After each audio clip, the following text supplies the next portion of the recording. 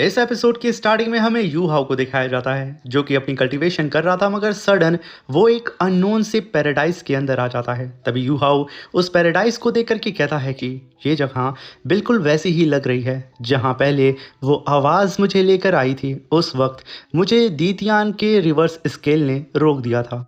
ये कहने के साथ यू हाउ कुछ कदम और आगे बढ़ता है। तभी वहां पे यू हाउ अपने चेस्ट पे हाथ रखते हुए दीतियान के रिवर्स स्केल ड्रैगन लॉकेट को टच करते हुए कहता है कि अभी तक इसने मुझे वापस से मेरी दुनिया में क्यों नहीं पहुंचाया, आखिर यहाँ पे क्या हो रहा है। तभी यू हाउ कहता है कि मैं तो अच्छे से कल्टीवेशन कर रहा था, मगर जब मेरी आंखें खुली तो मैं यहाँ पे खड़ा था। क्या फिर से वो आवाज़ मुझे गाइड करेगी। तभी हम एक गॉड को देखते हैं जो कि चेस खेल रहा था। जैसे ही वो अपने चेस की गोटी को नीचे बोर्ड पे रखता है, दीतियान का रिवर्स स्केल बहुत ही तेजी से यू हाउ को पीछे खींचने की कोशिश करने वाला था। उसके गॉडहुड के रास्ते में वो अड़ंगा डालने वाला था, मगर तभी वो गॉड अपनी चेस की ही गोटी से दीतियान के रिवर्स स्केल का कनेक्शन ही यू हाउ से काट देता है। तभी यू हाउ को कुछ फिश गाइड करती हैं। तभी यू हाउ कहता है कि ये जगह किसी छुपे हुए पैराडाइज जैसी लग रही है। तभी यू हाउ उन फिश को फॉलो करते करते उन गॉड्स के पास आ जाता है। तभी यू हाउ उन दोनों ही गॉड्स को देख करके कहता है कि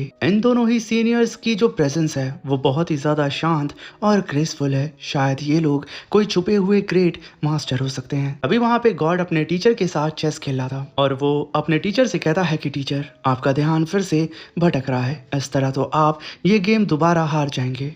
वहीं पे यू हाउ उनकी आवाज़ को सुन के कहता है ये तो उस ग्रेट वन की आवाज़ है जिसने मुझे यहाँ बुलाया था। तभी वहाँ पे टीचर गॉड से कहते हैं कि क्या तुम एक बार भी मुझ पर रहम नहीं कर सकते, इतनी मुश्किल से मैंने तुम्हें पढ़ाया है। तभी गॉड कहता है कि ठीक है टीचर, नाराज मत हो, आज मैं आपके लिए लंच बनाऊंगा। ये कहने के साथ वो खड़ा होता है। तभी टीचर कहते हैं कि हाँ बिल्कुल, मगर तभी गॉड यू हाउ की तरफ देखते हुए कहता है कि छोटे बच्चे, तुम भी हमारे साथ आ सकते हो। यू हाउ उनके साथ सीधा ही मेस के अंदर आ जाता है। तभी वहाँ पे यू हाउ चाकू और कुछ कुकिंग के इंग्रेडिएंट्स को देख के कहता है कि चाकू तो बहुत छोटा है और इंग्रेडिएंट्स बिल्कुल ऑर्डिनरी हैं, देख के ऐसा लग ही नहीं रहा है कि कोई खास चीज़ बनने वाली है। तभी गॉड यू हाउ की तरफ देखते हुए कहते हैं कि ध्यान से देखना, ये सिर्फ एक ही बार मैं तुम्हें दिखाऊंगा, तुम कितना सीख पाते हो वो सिर्फ तुम पर डिपेंड करता है। ये कहने के साथ अपनी एक नाइफ को उठाते हैं और अपने हाथ को टेबल पे पटकते हुए कई सारे खीरों को हवा में उड़ा देते हैं और कहते हैं कि जहाँ गोस्ट हैंड को हेवन एंड अर्थ ट्रेम्बल कहते हैं, वहाँ ब्लेड की हर क्रेविंग से ऐसी रोर वेव उठती है जो 100 टाइम स्विंग करती है। पुरानी डिवाइन क्राफ्ट जो एज पास्ट की विरासत थी वो अभी भी जिंदा है। देखो, ब्लेड उठा, बिल्कुल क्रिसेंट मून की तरह जो कोल्ड स्टिल वाटर में रिफ्लेक्ट होता है। यू हाउ के सामने अब उन खीरों से बन करके अपीयर हो चुका था एक स्पिरिचुअल डिवाइन ड्रैगन फूड, जिसे देख करके यू हाउ कहता है कि सिर्फ उस छोटी सी चैंटिंग के दौरान आपने एग्जैक्टली 26 कट लगा दिए हैं। हर कट परफेक्ट था और बिल्कुल एक दूसरे से आइडेंटिकल। ये प्लेट टेक्निक सच में मिरेकुलस है। तभी गॉड कहता है कि मेरी long you gathering dance plate art अब उस रैलम तक पहुंच चुकी है जहां सारी टेक्निक एक हो जाती हैं। क्या तुम इसे सीखना चाहोगे? तभी यू हाउ कहता है कि जी सीनियर, बस बताएं मुझे क्या करना होगा। तभी गॉड यू हाउ को लेकर के आगे बढ़ते हैं और कहते हैं कि बहुत सिंपल है, मेरी डिवाइन सीट को इनहेरिट कर लो। तभी यू हाउ कहता है कि आप एक गॉड हो और दीतियान की एंडलेस दखलंदाजी के बावजूद मैंने कभी सोचा भी नहीं था कि मैं आखिरकार आपसे सामने मिल पाऊंगा। तभी गॉड कहता है कि दीतियान की रिवर्स स्केल कुछ हद तक कनेक्शन ब्लॉक कर सकती है, लेकिन जब एक ट्रू गॉड मूव करता है तो ऐसे बैरियर एक कागज के पत्थर से ज्यादा कुछ नहीं होते, सिर्फ एक सांस और वो टूट जाते हैं। तभी यू हाउ कहता है कि मुझे पता है कि गॉड एग्जिस्ट करते हैं, लेकिन मैं कभी समझ नहीं पाया कि इसका असल मतलब क्या होता है। सीनियर, कृपया मुझे इनलाइटमेंट कीजिए। तभी गॉड कहते हैं कि गॉड सीधी सी बात में एक इंसान ही होता है, एक इंसान जिसने अपनी शक्ति को इतना रिफाइन कर लिया हो कि वो पूरे नेचुरल एलिमेंट जैसे हो जाए, हेवन और अर्थ के साथ एकदम परफेक्ट मैच करे। फिर जब वो ग्रेट दाओ की गहराई को समझ लेता है, डिवाइन रैलम उसे रिकॉग्नाइज करता है और उसे एक डिवाइन सीट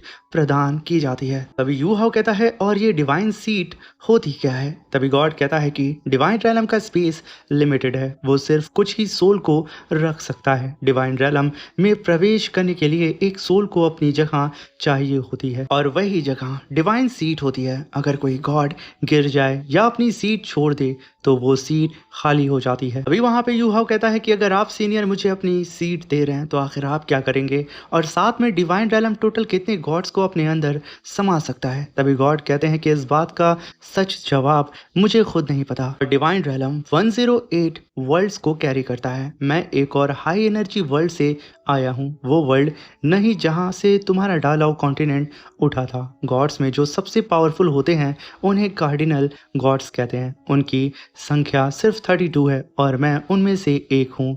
और क्या तुम जानते हो होली नेक्रोमेंसर गॉड इलेक्ट्रोलक्स को? क्या तुम उनके प्लेन के बारे में यानी कि उनके प्लैनेट के बारे में जानते हो?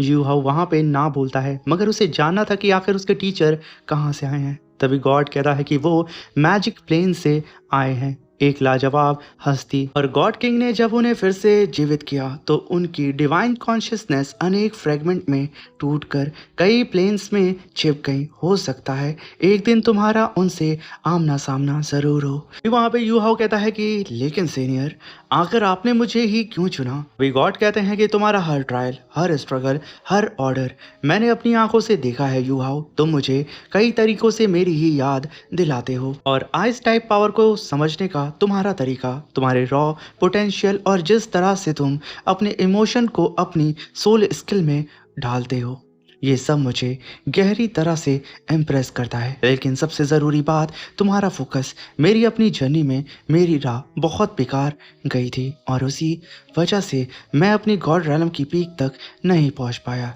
इसलिए मैं चाहता हूं कि जब तुम मेरी डिवाइन सीड इनहेरिट करो तो तुम उस पीक को पार कर जाओ, तुम वो सब हासिल करो जो मैं कभी नहीं कर पाया, और डिवाइन रैलम की चोटी तक तुम पहुंचो। तभी यूहाओ कहता है कि सीनियर, आपने मुझ पर जो विश्वास रखा उसके लिए शुक्रिया।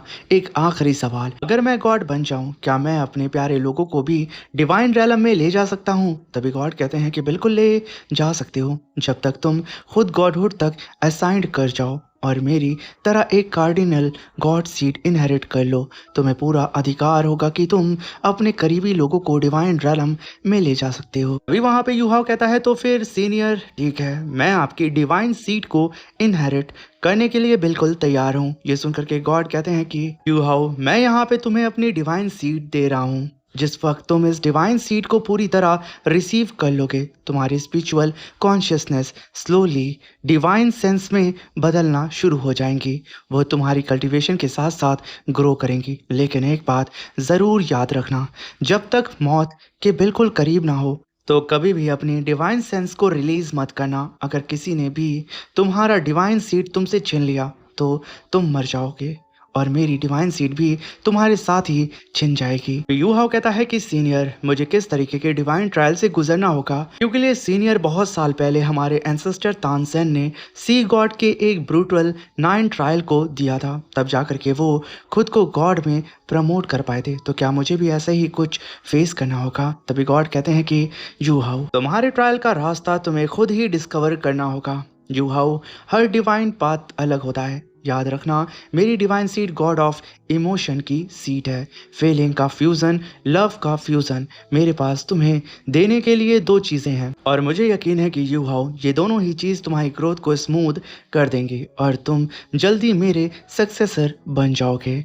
ये दोनों तुम्हारी बॉडी पर डिवाइन सीट के साथ इम्प्रिंट हो जाएंगी और साथ में तुम्हारी सोल सी के अंदर मर्ज भी हो जाएंगी। और सबसे जरूरी बात यूहाओ, कल्टीवेशन हो या दिल की गहराई हो, तुम्हारा फोकस ही तुम्हारी सबसे बड़ी स्ट्रेंथ साबित होगा। इसलिए अपने फोकस को हमेशा बनाए रखना। ये कहने के साथ यूहाओ को वहाँ से जाने की परमिशन गॉड दे देते हैं। यूहाओ बहुत ही तेज़ी से उड़ते हुए वहाँ से जाने लगता है और गॉड ऑफ इमोशन यूहाओ को जाता हुआ देख रहे होते हैं। तभी हम वहाँ पे यूहाओ की सोल सी का सीन देखते हैं, जहाँ पे डिवाइन सीड की वजह से यूहाओ की सोल सी बहुत ही तेज़ी से डिवाइन पावर को अपने अंदर एब्सॉर्ब कर रही थी। ये असल में यिंग एंड यांग की पावर होती है। अब यहाँ पे यूहाओ खुद को पहले से बहुत ज़्यादा बेहतर फील कर रहा होता है। तभी वहाँ पे गॉड से मिलने के लिए उनके टीचर आते हैं और कहते हैं कि इस बार तुमने काफ़ी बोल्ड स्टेप लिया है, अगर वो इंसान जान गया तो फिर तुम क्या करोगे? तभी गॉड कहते हैं कि फ़िलहाल उसे मेरे बारे में चिंता करने की ज़रूरत नहीं है। अब यहाँ पे ये लोग किसके बारे में बात कर रहे थे, इस चीज़ के बारे में हमें नहीं बताया जाता है। वहीं पे यू हाओ की सोल उसकी बॉडी के अंदर आ जाती है। तभी यू हाओ वहाँ पे कहता है कि गॉड ऑफ इमोशन की डिवाइन सीड, क्या ये सब एक इल्यूजन था या सच में हुआ? दीतियान का पूरा यकीन था कि उसकी रिवर्स स्केल ने मुझे कंप्लीटली सील कर दिया है, लेकिन जब एक ट्रू गॉड मूव करे तो उसे बिल्कुल अंदाज़ा भी नहीं होता कि उसके सामने क्या हो रहा है। दीतियान को तो कुछ पता भी नहीं होगा। तभी वूटोंग कहती है कि यू हाओ, तुम्हारी सोल पावर एडवांस हो चुकी है, तुम्हारे अंदर डिविनिटी का असर भी आ चुका है। अब तुम्हारी पावर मेरी सोल पावर के साथ सच में मर्ज हो सकती है। तभी यू हाओ कहता है कि वूटोंग, मेरे साथ अभी अभी एक अजीब सी इनकाउंटर हुआ है। तभी वूटोंग कहती है कि आखिर क्या? तभी यू हाओ वूटोंग को कुछ बताता है और तभी वो लोग सीधा ही तांग सेक्ट के अंदर आते हैं, जहाँ पे वूटोंग को फिर से अपने ग्रुप में आता हुआ देख करके यू हाओ के सारे ही साथी उन सबका वेलकम करते हैं। मगर तभी बे के साथ जियाओ ये आकर के कहती है कि यू हाओ, मुझे बहुत तेज भूख लगी है, तो क्या तुम मेरे लिए फिश को फ्राई कर दोगे?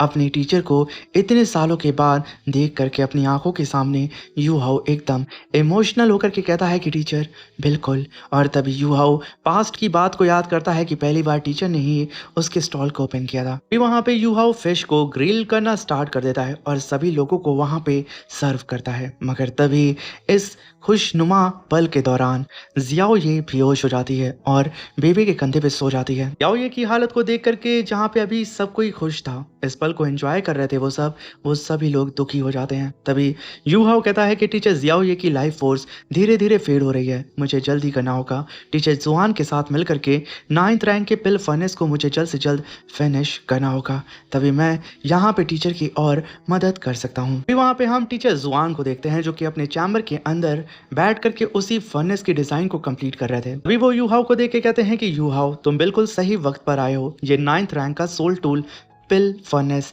मैं चाहता हूँ कि इसे तुम बनाओ। तभी यू हाओ कहता है कि टीचर 9th रैंक का सोल टूल, टीचर जुआन मैं अभी अभी 8th रैंक का सोल इंजीनियर बना हूँ। तभी टीचर जुआन कहते हैं कि कोशिश करो, पिल फर्नेस को 30 से ज़्यादा कोर फॉर्मेशन एरे चाहिए और ये सब 8th रैंक के इसेंशियल कॉन्सेप्ट हैं। रेयर मेटल तैयार हैं, काम शुरू करो।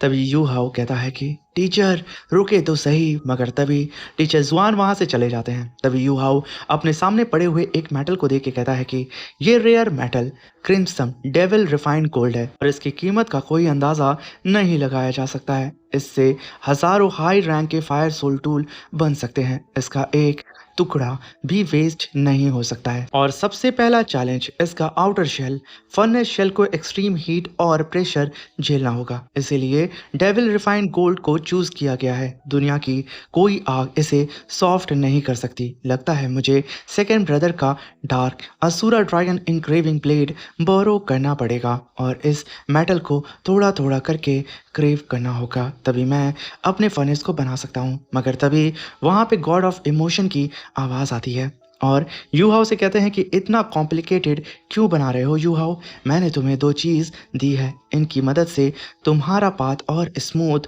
हो जाएगा। वहाँ पे यू हाओ की सोल्सी के अंदर उसे एक गोस्टली ब्रेक थ्रू ब्लेड नजर आती है, जिसे देख के यू हाओ कहता है कि सिर्फ एक स्ट्राइक में पेल ब्लू फ्लेम ड्रैगन और फिनिक्स की क्रेविंग जिंदा हो उठी है, ये कमाल की नाइफ है।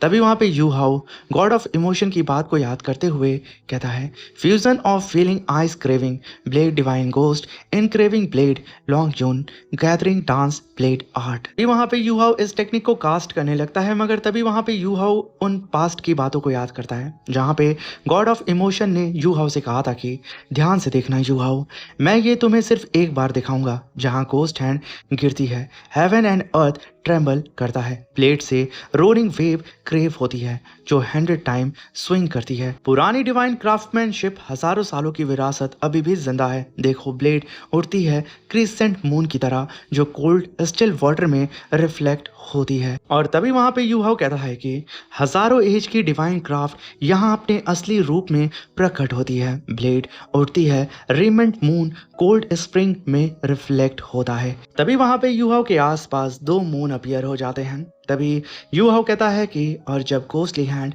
नीचे उतरती है तो हेवन और अर्थ पूरी ही तरीके से शेक करते हैं और 100 वेव्स वहाँ पे फोल्ड होती हैं और आसमान फूट पड़ता है। इसी के साथ यहाँ पे यू हाओ ने पूरी ही तरीके से इमोशन गॉड के लॉन्ग जून गैदरिंग डांस ब्लेड आर्ट को सीख लिया होता है। इसी के साथ मेरे प्यारे से दोस्तों ये शानदार सा एपिसोड डिटेल में ख़त्म होता है। Thank you for watching. Bye bye, take care.